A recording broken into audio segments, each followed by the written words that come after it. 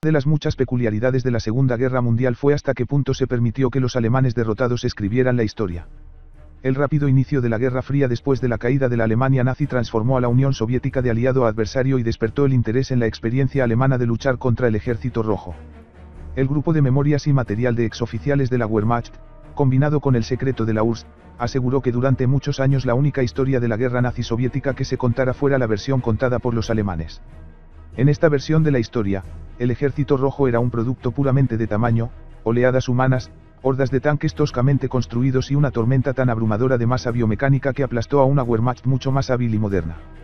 Más tarde, sin embargo, los estudios occidentales se dieron cuenta de que el Ejército Rojo también tenía una doctrina operativa extremadamente técnica y sistematizada conocida coloquialmente como batalla profunda, y además se hizo evidente que al final de la guerra el Ejército Rojo había convertido esta doctrina en un sistema altamente letal que fue capaz de pasar por encima de los ejércitos japonés y alemán por igual con aparente facilidad.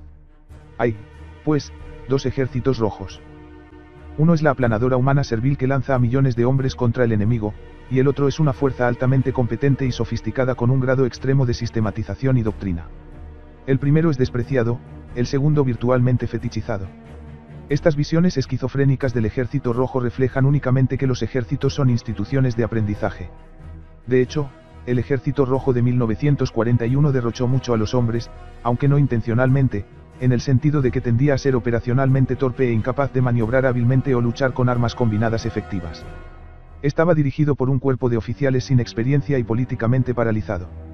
La experiencia de luchar contra la Wehrmacht durante 4 años estaba destinada, por lo tanto, a dejar una impresión indeleble y enseñar lecciones importantes, por costosas que fueran, y en 1945 ese mismo Ejército Rojo se había convertido en una fuerza inmensamente competente y monstruosamente poderosa. El proceso de convertirse y de transformar teorías operativas abstractas en realidades de campo de batalla fue terriblemente doloroso, y hasta 1943 el Ejército Rojo anduvo dolorosamente a tientas a lo largo de la curva de aprendizaje, en busca de algo que pudiera llamarse apropiadamente arte operativo. Para los millones de soldados soviéticos que murieron en los primeros años de la guerra, podría parecer que el Ejército Rojo estaba atrapado en su propia búsqueda de doctrina política por otros medios, el contexto soviético. Las instituciones militares son un producto del sustrato social y político que las crea y, por extensión, una ventana hacia ese mismo sustrato. Quizás no sea una sorpresa, por lo tanto, que el Ejército Rojo fuera una institución única que, al igual que la Unión Soviética, era simultáneamente neurótica, inseparablemente casada con presuposiciones doctrinales, plagada de ineficiencias sistémicas y monstruosamente poderosa. Los ejércitos desarrollan doctrinas y métodos de guerra como resultado de su propia mezcla particular de experiencias históricas, incentivos e ideologías institucionales y restricciones materiales. La Wehrmacht alemana, por ejemplo, puede entenderse como la culminación de un antiguo esquema prusiano-alemán de hacer la guerra, una síntesis de un paquete táctico mecanizado moderno, la agresión sobrenatural en el campo de batalla de Federico el Grande y sus herederos, y el entusiasmo operativo del genio eterno, Moltke. El gran némesis y destructor de esta Wehrmacht, el Ejército Rojo, por el contrario, puede considerarse como el resultado de un esfuerzo por reconciliar las experiencias militares de Rusia de 1914 a 1921 con los axiomas ideológicos del marxismo-leninismo y los poderes de movilización de masas del estalinismo. El Ejército Rojo como institución fue la creación de emergencia de un régimen bolchevique incipiente que se encontraba en un estado de crisis existencial. Un elemento esencial del ascenso al poder de los bolcheviques había sido el fomento deliberado de motines y deserciones en el ejército zarista y un incesante programa contra la guerra. Como resultado, cuando los bolcheviques tomaron el poder a fines de 1917, el ejército ruso había dejado de existir en gran medida, un hecho que permitió a Alemania imponer el draconiano Tratado de Brest-Litovsk al gobierno de Lenin, aparentemente despojando a Rusia de su territorio occidental. Cuando el gabinete de Lenin llamó al comandante en jefe recién nombrado, Nikolai Krylenko, para informarle sobre las perspectivas de resistir a los alemanes, respondió simplemente, no tenemos ejército. El colapso de Alemania en 1918, afortunadamente, liberó a los bolcheviques del apuro por un momento, pero su falta de un ejército claramente no era sostenible, ya que pronto se vieron sitiados por un anillo de ejércitos anticomunistas poco conectados liderados por excomandantes zaristas, los llamados ejércitos blancos. La guerra civil rusa que siguió enfrentó a estos ejércitos blancos contra el recién formado Ejército Rojo de Trabajadores y Campesinos, que fue formado por un decreto bolchevique en enero de 1918. Los bolcheviques originalmente concibieron una fuerza revolucionaria compuesta por trabajadores industriales motivados ideológicamente, un proletariado armado. Rápidamente determinaron que esto no iba a funcionar. En primer lugar, el proletariado en Rusia, que todavía era un país abrumadoramente rural y campesino, era simplemente demasiado pequeño y, en segundo lugar, rápidamente se hizo evidente que una mentalidad revolucionaria, aunque admirable, era insuficiente para ganar una guerra moderna, y la experiencia militar era insuficiente. Necesario. El Ejército Rojo, por lo tanto, tuvo que construirse de una manera que fuera ideológicamente repulsiva para Lenin y su partido. La base de mano de obra tendría que ser extraída no de los trabajadores urbanos, sino de los campesinos, una clase ideológicamente sospechosa en el mejor de los casos, dirigidos por oficiales militares experimentados. Dichos oficiales solo podían adquirirse a corto plazo llamando a exoficiales zaristas, a los que se denominaba especialistas militares. Que tales especialistas fueran necesarios estaba fuera de toda duda, pero eran intrínsecamente poco confiables y tenían que ser supervisados por los comisarios de vigilancia del partido que vigilaban al ejército. Por lo tanto, desde el principio, las relaciones entre el partido y el ejército fueron tensas, porque el ejército se construía necesariamente a partir de enemigos de clase potenciales, campesinos y oficiales zaristas. A través del reclutamiento implacable de campesinos, los bolcheviques lograron improvisar un prototipo torpe pero poderoso del Ejército Rojo, que logró derrotar a las fuerzas blancas. Luchando en un amplio teatro que abarcaba casi todo el perímetro ruso, el Ejército Rojo llevó a cabo operaciones de barrido, transportando grandes fuerzas por ferrocarril y logró poner la mayor parte del antiguo imperio zarista bajo control bolchevique. En Polonia, sin embargo, se encontraron con problemas. El Estado polaco recién formado invadió Ucrania en 1919, con el objetivo de empujar las fronteras de Polonia hacia el este mientras Rusia estaba en un estado de caos. Una contraofensiva del Ejército Rojo expulsó a los polacos y los empujó hasta las puertas de Varsovia. Aquí, en el Vístula, los rojos fueron derrotados en un frente estrecho con una alta concentración de fuerzas, y descubrieron que no podían penetrar el frente polaco. En Polonia, el Ejército Rojo se había topado con su pequeña versión del frente occidental, defensas profundas y congestionadas que desafiaron la penetración, la explotación y el movimiento y frustraron el patrón anterior de operaciones que había llevado al éxito en los espacios más propicios de Rusia, donde los bolcheviques controlaban la red ferroviaria. Por lo tanto, había un incentivo para estudiar estos problemas operativos particulares y pensar sistemáticamente en la guerra. Esto fue amplificado, sin embargo, por los supuestos ideológicos del nuevo gobierno comunista. Uno de los principios básicos del marxismo-leninismo, una consecuencia del materialismo dialéctico, es la suposición de que la mayoría de los esfuerzos humanos se desarrollan en la investigación científica. Operando sobre esta suposición, el Ejército Rojo sistematizaría con el tiempo el estudio de la guerra y crearía un léxico de terminología extremadamente técnico. Los resultados, como muchos de los trabajos de la Unión Soviética, fueron algo paradójicos, siendo innovadores y extremadamente rígidos. El conjunto de obras soviéticas sobre el arte militar es, sin duda, profundo y convincente. James Sinaidar, profesor de la Escuela de Estudios Militares Avanzados del Ejército de los E.U. escribió que el núcleo más coherente de escritos teóricos sobre el arte operacional todavía se encuentra entre los escritores soviéticos. No es poca cosa admitirlo un distinguido adversario de la Guerra Fría. La determinación soviética de estudiar sistemáticamente las operaciones militares les otorgó una visión avanzada de la naturaleza cambiante de las operaciones. Insistieron en que la ciencia militar burguesa nunca podría comprender la naturaleza cambiante de la guerra, y culparon a esto por la catástrofe general de la Gran Guerra. La otra cara de la moneda, por así decirlo, o la desventaja de los modos soviéticos de investigación científica, era un profundo apego a la doctrina. Debido a que había una suposición implícita de que la guerra estaba fundamentalmente abierta a la investigación racional, a su vez estaba implícito que los asuntos militares podían manejarse de manera sistemática o incluso formulada. Esto creó una tendencia hacia la rigidez y la guerra manual, que prescribía estrictamente todo tipo de regulación de densidades de frente, esquemas de despliegue y planificación meticulosa, la antítesis en muchos sentidos de la noción alemana de comandantes de campo independientes que improvisan sobre la base de oportunidad e instinto agresivo. Esta tendencia hacia una doctrina rígida encajó bien con el sistema estalinista en desarrollo y su aparato de control en metástasis, y contribuiría a los sistemas de mando y control escleróticos que llevaron al Ejército Rojo a la catástrofe en 1941. Sin embargo, el Ejército Rojo sin duda captó un punto crítico que los alemanes no entendían. El núcleo del arte operacional soviético se encontró en primer lugar en la noción de operaciones sucesivas del Ejército Rojo. En muchos sentidos, esto iba en contra del deseo alemán de librar una batalla decisiva. En cambio, el pensamiento soviético se basó en la suposición, basada en la experiencia de la Gran Guerra y la Guerra Civil, de que era una tontería planear aniquilar al ejército enemigo en una sola operación decisiva. Este fue un rechazo total, en otras palabras, al estilo de pensamiento del Plan Schlieffen. En cambio, Los primeros teóricos del Ejército Rojo argumentaron que la clave de la victoria era la capacidad de emprender una secuencia de operaciones conectadas o encadenadas, alimentando segundas y terceras oleadas preparadas, lo que los soviéticos llamaban escalones, a lo largo del mismo eje de avance. Sergei Sergeyevich Kamenev, uno de los primeros comandantes del Ejército Rojo y uno de sus primeros teóricos, lo expresó de esta manera. En la guerra de los grandes ejércitos modernos, la derrota del enemigo resulta de la suma de victorias continuas y planificadas en todos los frentes, completadas con éxito una tras otra e interconectadas en el tiempo. La conducción ininterrumpida de las operaciones es la principal condición para la victoria. Mikhail Tukhachevsky, quien comandó las fuerzas soviéticas en Polonia, sacó conclusiones similares de su propia experiencia y argumentó que la imposibilidad en un amplio frente moderno de destruir al ejército enemigo de un solo golpe obliga a lograr ese fin mediante una serie de operaciones sucesivas. Más tarde agregaría: la naturaleza de las armas modernas y la batalla moderna es tal que es imposible destruir la mano de obra del enemigo de un solo golpe en una batalla de un día. La batalla en una operación moderna se extiende a una serie de batallas no solo en el frente sino también en profundidad hasta el momento en que el enemigo ha sido golpeado por un golpe final de aniquilación o cuando las fuerzas ofensivas están agotadas. Otro oficial contemporáneo, Mikhail Frunze, argumentó que las guerras futuras serían largas y crueles, y requerirían la movilización de toda la reserva de recursos del país.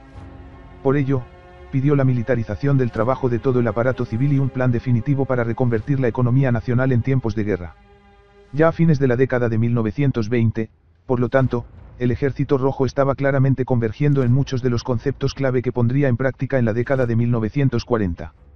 En particular, hubo un consenso emergente de que las operaciones ofensivas tendrían que secuenciarse, es decir, encadenarse a lo largo del mismo eje, con un segundo y tercer escalones preparados que podrían seguir al primer paquete de ataque por el mismo eje de avance.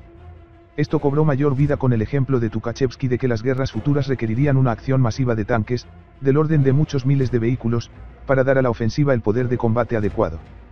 En febrero de 1933, el Ejército Rojo publicó una nueva directiva titulada Instrucciones temporales sobre la organización de la batalla profunda. Esto, por primera vez, instaló la frase icónica en el vocabulario militar técnico soviético y anunció el surgimiento de la famosa doctrina soviética, el corolario comunista de la guerra relámpago. Pero, ¿qué es exactamente Deep Battle? Al igual que Blitzkrieg, el término tiene prestigio generalizado, pero no siempre se entiende bien. Las regulaciones de 1936 emitidas por el personal de Tukhachevsky lo describieron así: asalto simultáneo a las defensas enemigas por aviación y artillería hasta las profundidades de la defensa, penetración de la zona táctica de la defensa por parte de unidades atacantes con uso generalizado de fuerzas de tanques y desarrollo violento del éxito táctico en éxito operativo con el objetivo de un cerco completo y destrucción del enemigo. Esto no es muy útil. Esto suena como poco más que una descripción amplia del combate mecanizado y no es particularmente diferente del enfoque alemán de la guerra.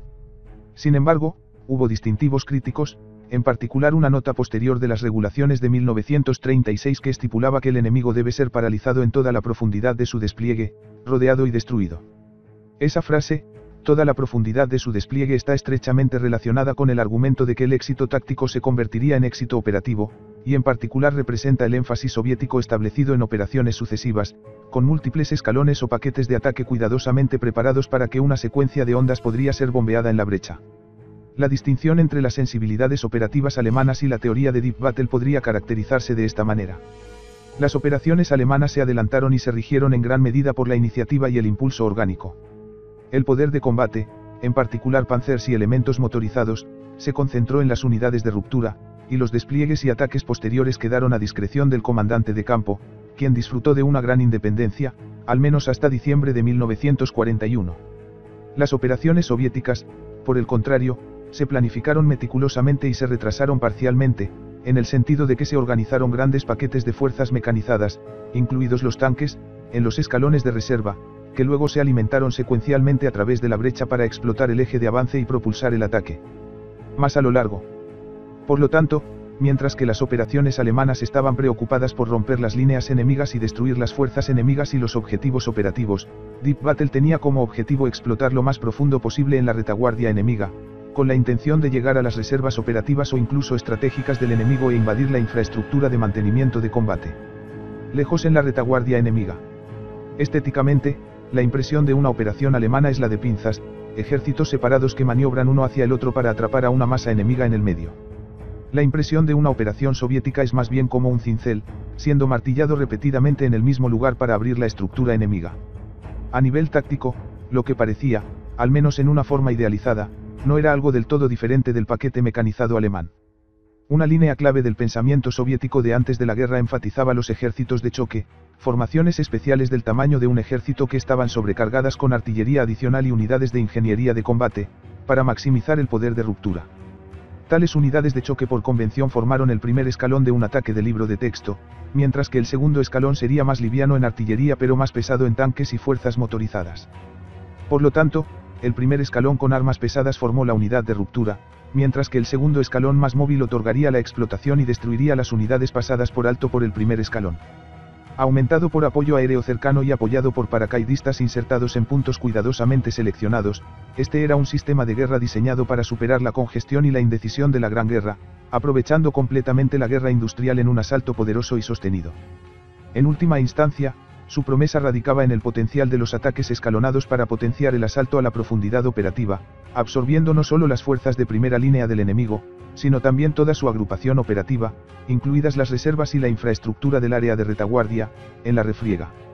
Esto ofreció el potencial para transformar los éxitos locales, tácticos, en victorias operativas que podrían colapsar sectores enteros del frente enemigo.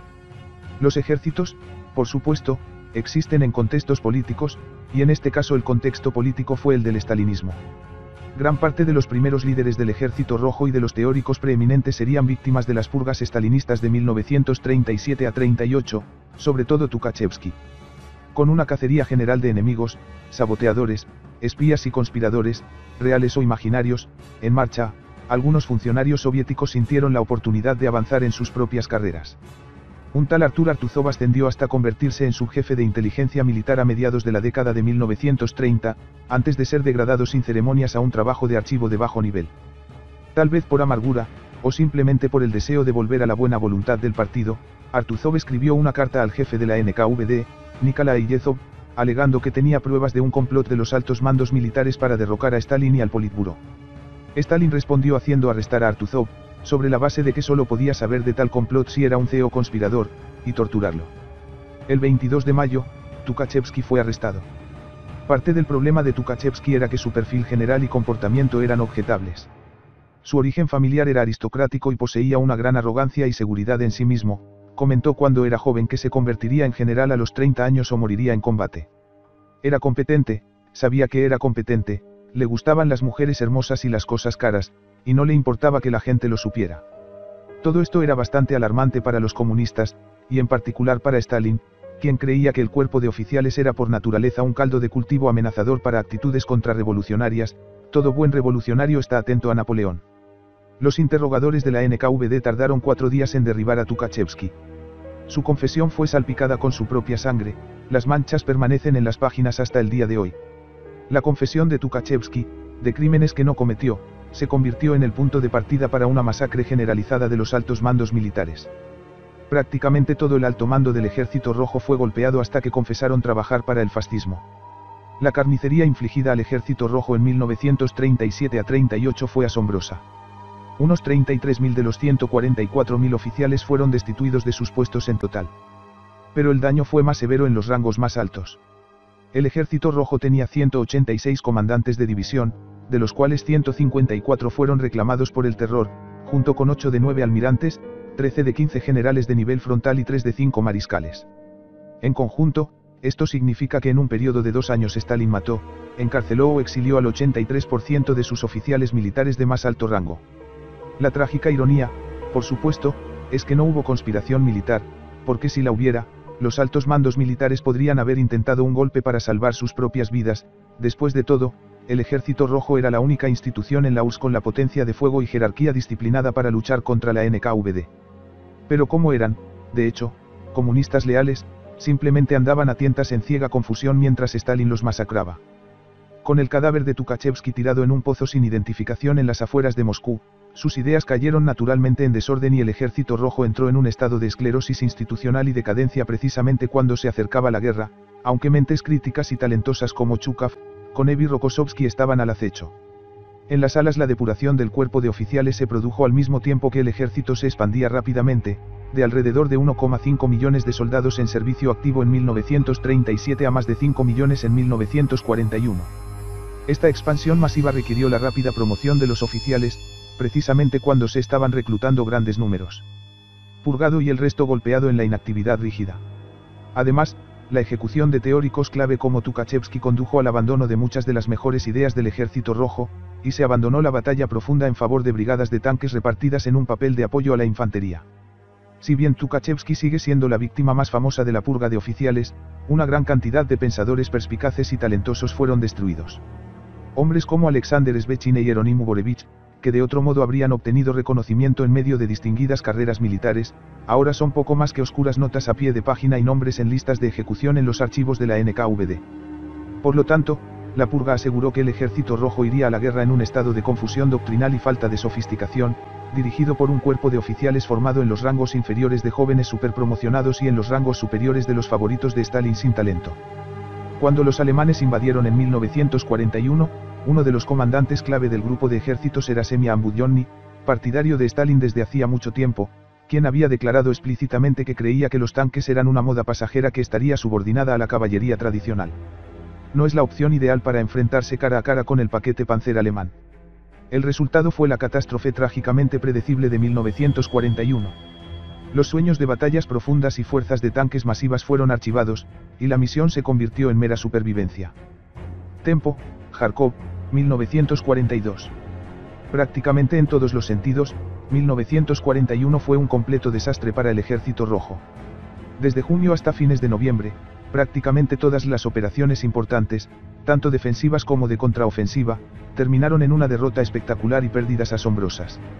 A partir de diciembre, la iniciativa del campo de batalla pasó al Ejército Rojo durante un tiempo debido al agotamiento general y al desgaste de la Wehrmacht, y los soviéticos pudieron llevar a cabo una ofensiva general de invierno. Si bien el elemento más famoso de este esfuerzo es, por supuesto, el contraataque a las puertas de Moscú, el Ejército Rojo, de hecho, atacó por todo el enorme frente y logró revertir algunas de las ganancias territoriales de la Wehrmacht. Desde una perspectiva operativa, la ofensiva de invierno soviética fue bastante simplista y no se parecía en nada a las operaciones escalonadas y cuidadosamente planificadas con las que habían soñado Tukhachevsky y sus seguidores.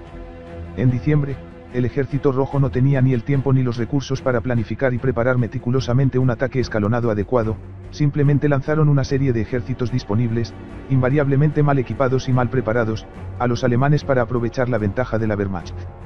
Estado de agotamiento. En abril, estos ataques habían alcanzado diversos niveles de éxito, a costa de un gran número de bajas, y crearon una línea de frente extraña y ondulante que se asentaba dondequiera que el combate se quedaba sin energía. Para Stalin y Hitler, rodeados por sus oficiales de Estado Mayor y apiñados sobre sus mapas de situación a cientos de kilómetros de distancia, destacaba un lugar particular en esta extraña línea de frente.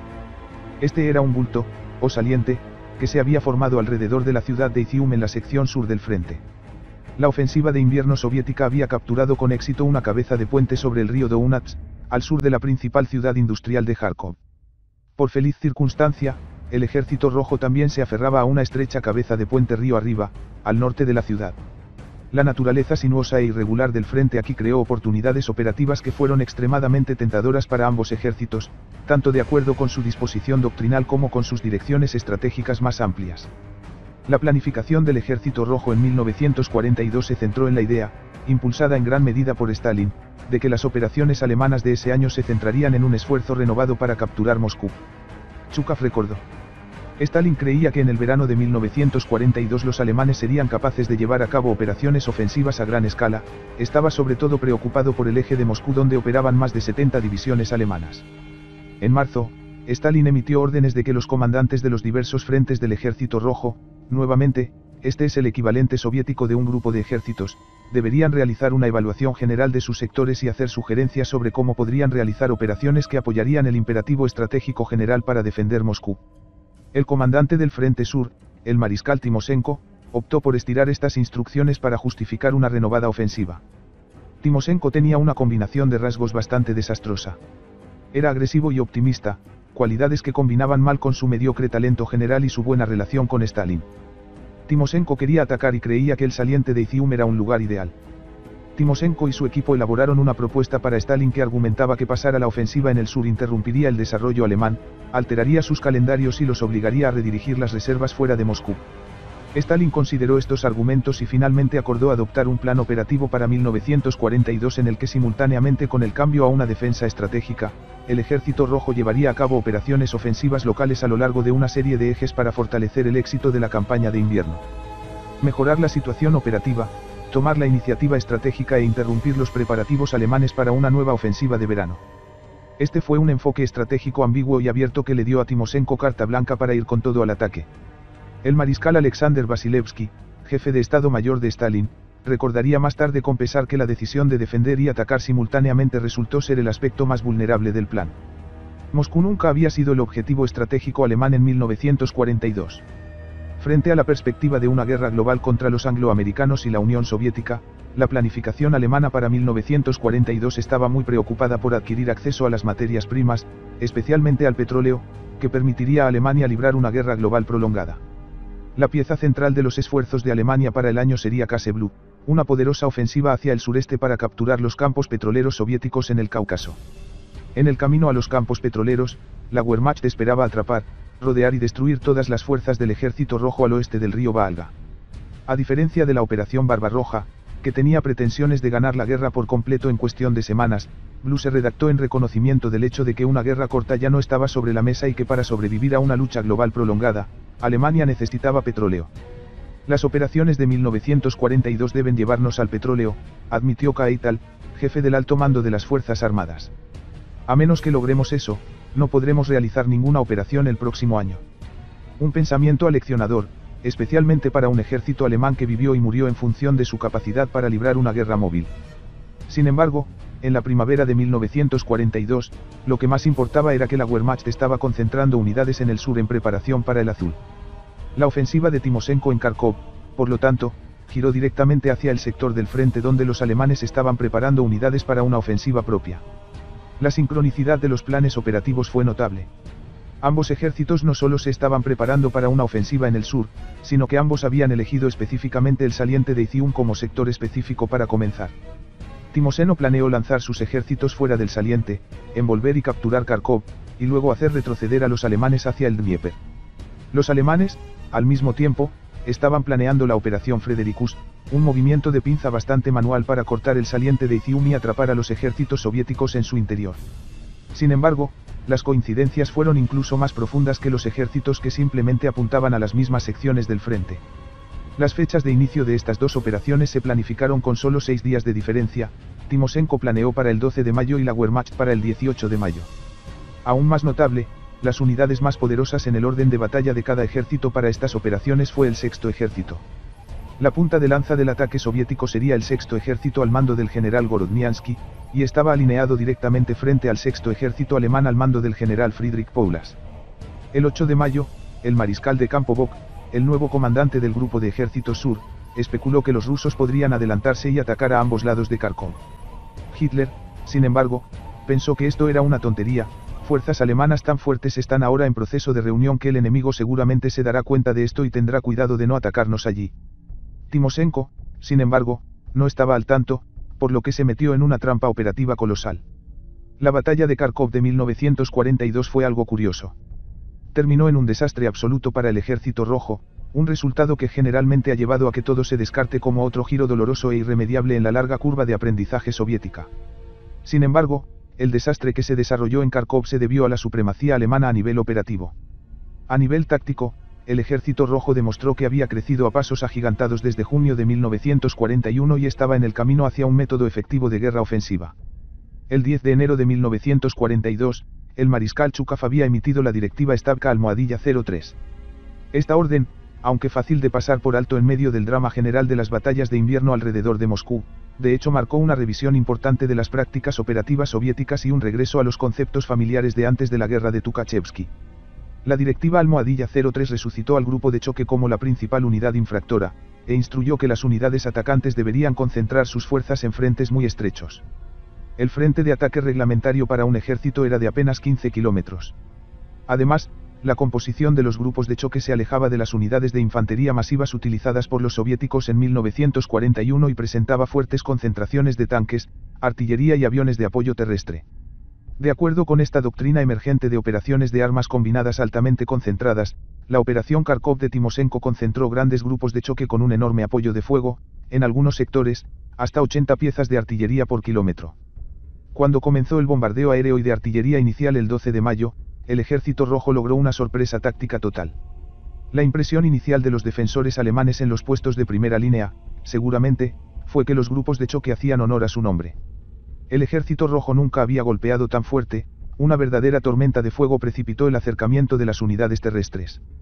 En el sector sur, el grupo de choque que atacaba desde el saliente de Izium abrió un gran agujero en las líneas alemanas e hizo que la 294ª División alemana fuera casi completamente incapaz de combatir durante el primer día en el nivel táctico. Este Ejército Rojo era tan diferente de su yo de 1941 como lo es la noche del día.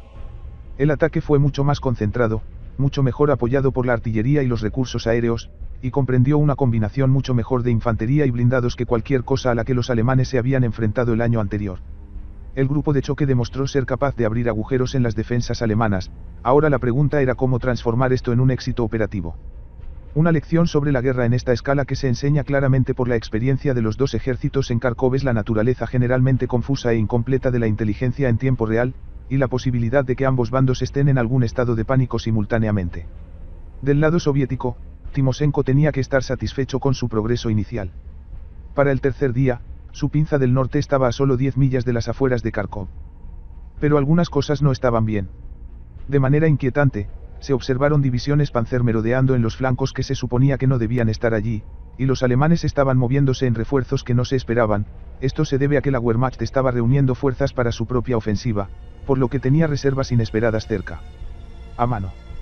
Mientras Timoshenko vacilaba, desconcertado por las inesperadas fuerzas alemanas, Bock estaba en el cuartel general del grupo de ejércitos sur-alemán tratando desesperadamente de galvanizar una respuesta de Hitler y el alto mando. Para el 15 de mayo, el mapa de situación era tal que nadie estaba realmente cómodo en un estado tan inestable, la ventaja fluyó hacia el lado con la calma, el entusiasmo y la decisión para tomar el control.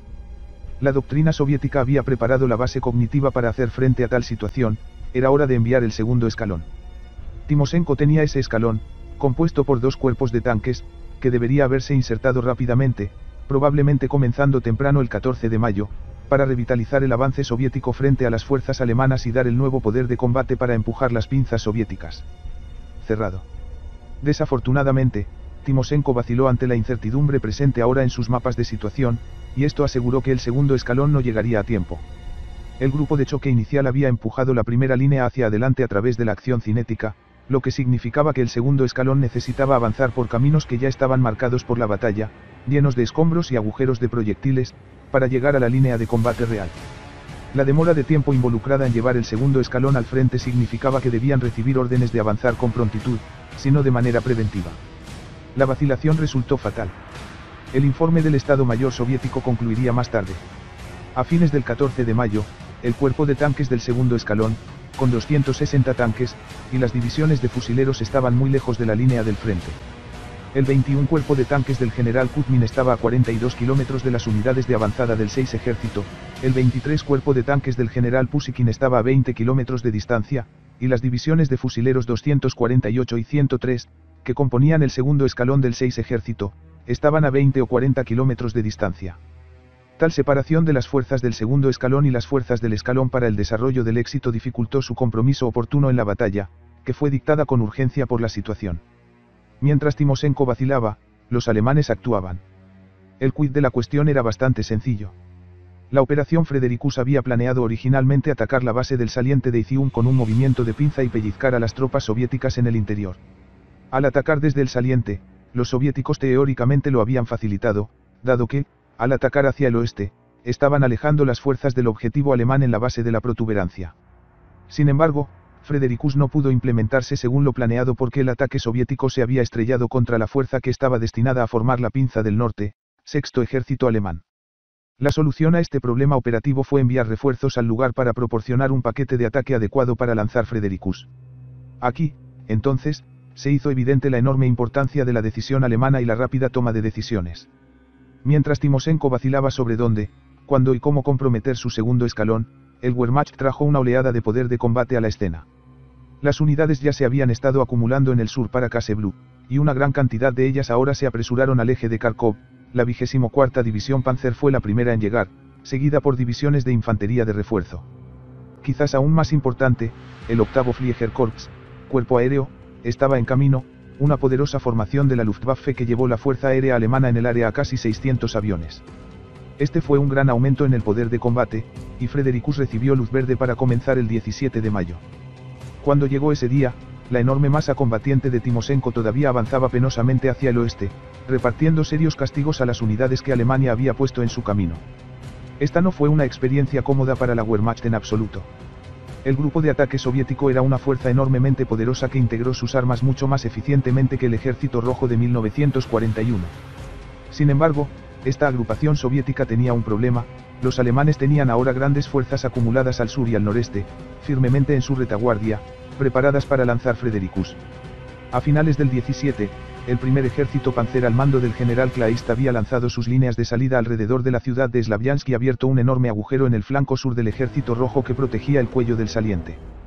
Todas las fuerzas soviéticas que entonces atacaban hacia el oeste se enfrentaban a una aniquilación inminente si no interrumpían inmediatamente el ataque y se retiraban hacia Izium. Aquí, nuevamente, Timoshenko se mostró indeciso en un momento crítico. En lugar de ordenar una retirada, en realidad envió reservas adicionales para reforzar su ataque, un gesto inútil en este punto, y no fue hasta el día 19 que aprobó la retirada de sus unidades de primera línea. Para entonces ya era demasiado tarde. La debacle subsiguiente encapsuló gran parte de esta guerra: el entusiasmo alemán, las dificultades de mando y control soviéticos y la crueldad caprichosa. Para el 21 de mayo, las pinzas alemanas habían reducido la abertura del saliente de Izium a solo 8 millas de ancho. Un puñado de puentes sobre el río Dounats en esta estrecha brecha ahora representaba la única línea de comunicación, suministro o retirada para las enormes fuerzas soviéticas en el bolsillo. Mientras los alemanes se abalanzaban sobre estos puentes y los capturaban, comenzaba un enorme atasco de tráfico hacia el oeste. La orden de retirada de Timoshenko se envió a las unidades en la vanguardia del ataque, el sexto ejército y el grupo de ejércitos Bobkin. Su segunda ola, que constaba de sus dos cuerpos de tanques, todavía se movía hacia el oeste para reforzar el ataque. De alguna manera, estas unidades no habían recibido la orden de retirada. El 21 de mayo, cuando los alemanes cerraron el cuello de la bolsa, el primer Esialaan en retirada de Timoshenko se topó con su 2ND Esialaan que avanzaba, un atasco de tráfico dentro de un cerco. Los alemanes tardaron una semana en liquidar a las fuerzas soviéticas en el bolsillo, que después de todo eran enormes, y continuaron luchando lo mejor que pudieron. Las pérdidas del ejército rojo fueron al final enormes. La totalidad de los ejércitos 6 y 57, el grupo de ejércitos Bobkin y los cuerpos de tanques 21 y 23 fueron aniquilados dentro del bolsillo, y el noveno ejército, la desafortunada unidad que había estado defendiendo la entrada a la protuberancia, resultó gravemente mutilado. En total, se perdieron casi 280.000 hombres, junto con la friolera de 1.200 tanques y varios miles de piezas de artillería. La autopsia de Kharkov, 1942, es bastante interesante. Es muy fácil echar toda la culpa a Timoshenko, que por regla general era indeciso y manejó mal la operación de manera obvia. Timoshenko estaba, sin duda, por encima de su cabeza. La catástrofe de Kharkov parece haber despertado a Stalin a esta realidad, y Timoshenko fue destituido del mando de campo, pero como era uno de los favoritos de Stalin, se le otorgó un puesto simbólico en el alto mando, una especie de ascenso a un puesto en el que podía hacer poco daño, en lugar de recibir un disparo. Una cosa es decir que Timoshenko arruinó la operación de Kharkov y contribuyó al desastre. Pero la naturaleza particular de ese desastre no fue en gran medida culpa de Timoshenko, sino que fue predicho por la interacción particular del pensamiento operativo soviético y la disfunción de mando y control del ejército rojo. La idea de Deep Battle era escalones secuenciados en masa que pudieran atacar a lo largo del mismo eje, realizando operaciones consecutivas para superar la tendencia natural de las ofensivas a culminar. Donde las ofensivas tradicionales perderían fuerza, el ejército rojo tendría un segundo escalón preparado para continuar el ataque, manteniendo un ritmo de ataque y negando al enemigo la oportunidad de recuperar la iniciativa operativa. El tempo, sin embargo, requiere, tempo. No es una indecisión vacilante, y ciertamente no es un error de mando y control que hizo que los dos escalones chocaran entre sí. En el caso particular de Kharkov, la combinación de la indecisión de Timoshenko, los gruñidos de mando y control soviéticos y el imperativo, tanto doctrinal como político, de continuar el ataque resultó en una especie de martilleo sin sentido, ajeno al peligro que se acumulaba en el cuello del conflicto. Saliente. Para ser justos, el Ejército Rojo había mostrado una mejora genuina desde 1941 en el nivel táctico. Como resultado, este martilleo sin sentido fue muy violento e inmensamente dañino para las unidades alemanas en el otro extremo, pero la funcionalidad mejorada del paquete mecanizado soviético no se tradujo en éxito operativo, al igual que la habilidad operativa alemana no se tradujo en una victoria estratégica. Sobre todo, Kharkov fue una victoria de Clausewitz. El gran teórico alemán del siglo XIX pensó en la guerra como una interacción tripartita entre el cálculo racional, la emoción violenta y el azar, es decir, entre la planificación, la agresión y la suerte. Las nociones soviéticas de batalla profunda y ataques escalonados se basaban en la idea de que los ataques sostenidos mantendrían el ritmo ofensivo y negarían al enemigo la oportunidad de recuperar la iniciativa. Todo muy bien, y en 1942 Timoshenko preparó un poderoso paquete de ataque de varios niveles e identificó un objetivo operativo razonable. Esto es cálculo y planificación racional. Lo que le faltaba a Timoshenko, y lo que la Wehrmacht tenía a raudales, era una agresión sobrenatural, y en los días críticos, mientras Timoshenko dejaba tímidamente que su ofensiva languideciera, los alemanes estaban enviando divisiones adicionales y activos aéreos al espacio de batalla. Ideas como el ritmo, la iniciativa y la continuidad del ataque son útiles y pueden formar conceptos u objetivos valiosos. Incluso pueden ser motivos pedagógicamente valiosos en el contexto de una institución militar. En el campo de batalla, sin embargo, el ritmo y la iniciativa deben ser tomados y sostenidos por la decisión y la agresividad de todo el organismo combatiente. Al final, Kharkov fue una demostración de la enorme brecha entre la doctrina y la victoria, entre la planificación y el campo de batalla. En última instancia, la victoria depende no solo del material y la planificación operativa sólida, sino también de un cuerpo de combate ágil y reactivo que pueda pasar información y órdenes hacia arriba y hacia abajo dentro de su estructura de mando de manera oportuna. Tal ejército está presente y en íntimo contacto con la realidad sobre el terreno, en lugar de operar enteramente dentro del ámbito abstracto de los planes y la doctrina. Esta es la razón por la que a Moltke, el más grande de todos los comandantes alemanes a lo largo de los siglos, nunca le gustó planificar operaciones más allá de un esbozo general, aborrecía la idea de apegarse demasiado al plan, ya que los eventos sobre el terreno y las acciones del enemigo siempre tuvo prioridad. En Kharkov, el ejército rojo parecía ser un ejército cautivo de su propia doctrina y planes. Enfrentando una situación rápidamente cambiante sobre el terreno, con las fuerzas alemanas reunidas para un contragolpe, Timoshenko vaciló un poco antes de decidir enviar al 2 NDS y a la AM para continuar su ofensiva, redoblando el ataque cuando las circunstancias lo prohibían fuertemente. Se apegó al plan, hasta que fue demasiado tarde. El otro pie, Operación Marte. 1942 fue, desde cualquier punto de vista, un pivote histórico mundial. En el verano, la fuerza de portaaviones japonesa quedó paralizada en la batalla de Midway, un tema de nuestra futura serie sobre la guerra naval, que prácticamente garantizó la victoria estadounidense en el Pacífico.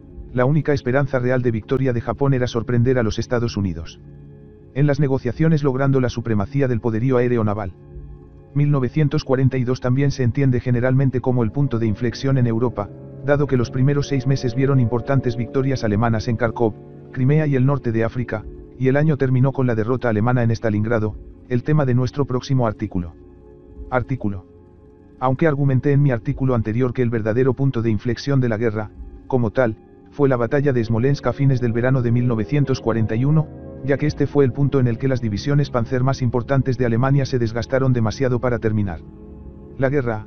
No se puede negar que 1942 fue el año en que la iniciativa estratégica pasó firmemente del eje a los aliados. En muchos sentidos, la estructura narrativa popular de la Segunda Guerra Mundial no logra representar con precisión tanto las oportunidades como los riesgos que enfrentan las partes beligerantes. Más específicamente, Alemania había perdido la guerra mucho antes de lo que la mayoría de la gente cree. En septiembre de 1941, no había un camino militar razonable para una victoria alemana sobre la Unión Soviética, y mucho menos sobre la monstruosamente poderosa alianza anglo-estadounidense soviética. Al mismo tiempo, sin embargo, destruir la Alemania nazi y la Wehrmacht fue mucho más difícil y peligroso de lo que comúnmente se cree. Incluso una vez que ya no tenía un camino hacia su propia victoria, la Wehrmacht tuvo el poder de hacer de su derrota una proposición costosa. Para la Unión Soviética, por ejemplo, el trimestre más costoso de la guerra en términos de bajas totales fue el tercer trimestre, julio-septiembre, de 1943, en un punto en el que el ejército rojo estaba claramente ganando. Incluso acorralada en una trampa de la que no había escapatoria, la Wehrmacht era letal.